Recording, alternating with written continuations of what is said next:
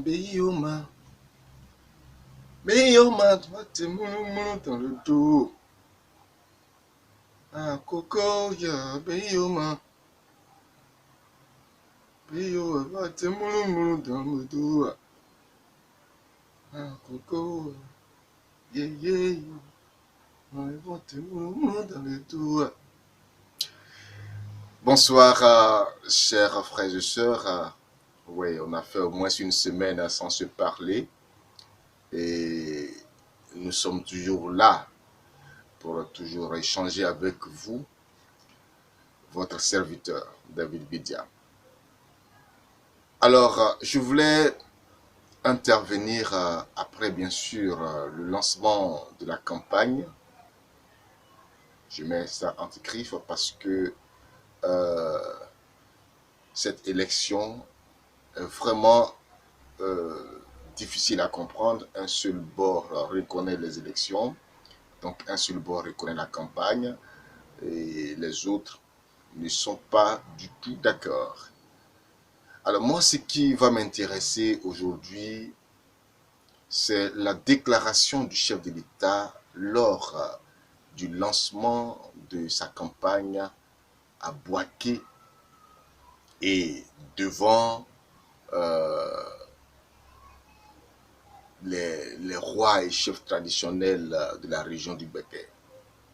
Le chef de l'État a dit ceci, et je cite, « Il n'y aura plus de dialogue avant les élections. » Cette phrase a retenu mon attention et c'est pour cela que je voulais donner cette analyse. Il n'y aura plus de dialogue. Difficile de comprendre quand on est ivoirien. Difficile de comprendre quand on est oufouettiste. Vous savez, nous étions tout petits à l'école primaire. On ne comprenait pas encore bien la langue de Molière et on admirait devant l'écran blanc-noir le chef de l'État, le père fondateur de la Côte d'Ivoire nouvelle, Félix Houphouët-Boigny. Il parlait de concorde, de dialogue et de paix. On ne savait pas ce que tout ceci voulait dire, mais au fond de nous, on comprenait que cet homme prônait véritablement un environnement de paix. Et pour aller à la paix, le dialogue est l'arme utile et l'arme nécessaire. Alors, lorsqu'on est président d'un parti politique dit rassemblement, donc qui incarne l'unité d'abord, pour s'unir, il faut dialoguer. Vous comprenez? Donc, rassemblement, l'unité, on sait parce qu'on a dialogué, on s'est entendu, qu'on est rassemblé. Mais des oufouettistes, autre paire de manches très importante pour le dialogue. Parce que le président Houphouët-Boigny avait le dialogue comme une arme, l'arme de fort. Le dialogue n'a jamais été une faiblesse, mais le dialogue, c'est la force. Et le dialogue, mais en plus du dialogue, il y a ce qu'on appelle les concessions. Vous savez, si le dialogue devait être méprisé, vous voyez, ce pouvoir n'allait jamais être là où il est. Pourquoi? Parce que lorsque le président Laurent Gbagbo était au pouvoir, il y a eu tellement et tellement de dialogue. Tellement et tellement de dialogue. Le président Laurent Gbagbo a eu même à dialoguer avec des rebelles, ce qui est anormal dans une république sérieuse. Mais pour la paix, il y a ce qu'on appelle les sacrifices à consentir pour aller à la paix. Ce pouvoir refuse le dialogue. Nous ne comprenons pas. Or, en face, l'opposition demande un boycott. Et ils ont dit boycott actif, avec pour pilier une désobéissance civile. Ce sont des mots dont les contenus ne sont pas expliqués. Une désobéissance civile, elle peut être draconienne. Elle peut produire des pertes en vies humaines, des dégâts matériels. Et déjà, quelques jours après le lancement de la campagne, nous déplorons déjà des pertes en vies humaines et des dégâts matériels. La maison du président Afi N'Guessan a été brûlée. Simplement parce qu'on considère que c'est lui qui a lancé, ou bien il est un pion essentiel de cette désobéissance civile. Mais la désobéissance civile, je voulais dire ici que c'est l'arme du peuple. Lorsque le peuple a l'impression que le gérant de son pouvoir ne le consulte plus et il fait ce qu'il veut, alors le peuple se saisit et réclame le droit. Et ce droit se manifeste ainsi. Alors, je pense que pour éviter les dégâts matériels, aujourd'hui, il y a eu au niveau d'Abidjan des mouvements à la Rivera 2, à Makori, des bus sont partis en fumée, mais c'est le patrimoine de l'État qui est en train de se détruire. Je pense que les dirigeants, le chef de l'État, doit se mettre au-dessus de tout ce qui est considération ou bien de tout ce qui est objectif personnel pour penser plutôt à l'objectif national qui est la recherche de la paix. La recherche de la paix. Il n'y a jamais eu de consensus. Il n'y a jamais eu de dialogue.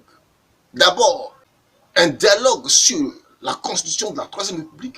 On sait dans quel contexte cette constitution a été votée avec une contestation sur laquelle on a marché. Mais ce qu'on avait oublié, c'est que soi-même avions mis dans cette constitution des choses qui nous ont piégés nous-mêmes sans savoir. Aussi bien que les Ivoiriens n'étaient pas partants pour cette constitution, mais elle a été imposée. Et les Ivoiriens se sont rendus compte, après lecture, qu'il y a dedans des dispositions qui allaient piéger le pouvoir. Aujourd'hui, le pouvoir se rend compte qu'il s'est fait piéger. Ou, à telle enseigne qu'on parle d'un premier mandat et non pas un troisième mandat. Mais quand on a fait 2 mandats, ces 2 mandats, plus 1, ça fait 3. Donc, normalement, je pense qu'on doit pouvoir tirer les conséquences et prendre les dispositions pour se retirer avec les honneurs et la dignité.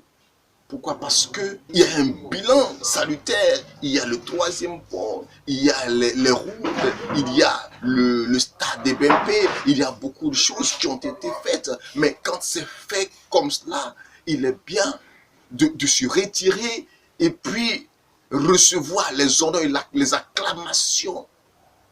Et ça fait du bien pour que demain, le tapis vert continue de vous être réservé.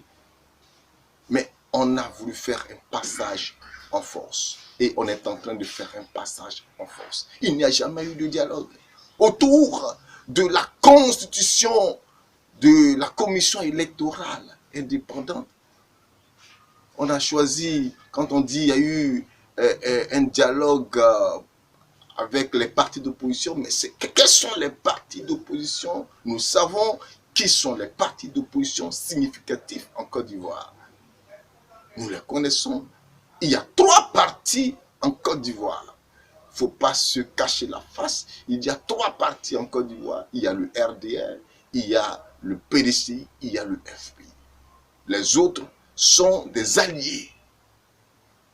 Quand il y a un dialogue et ces trois entités ne sont pas représentées, ce n'est pas un dialogue équilibré. Ce n'est pas un dialogue équilibré.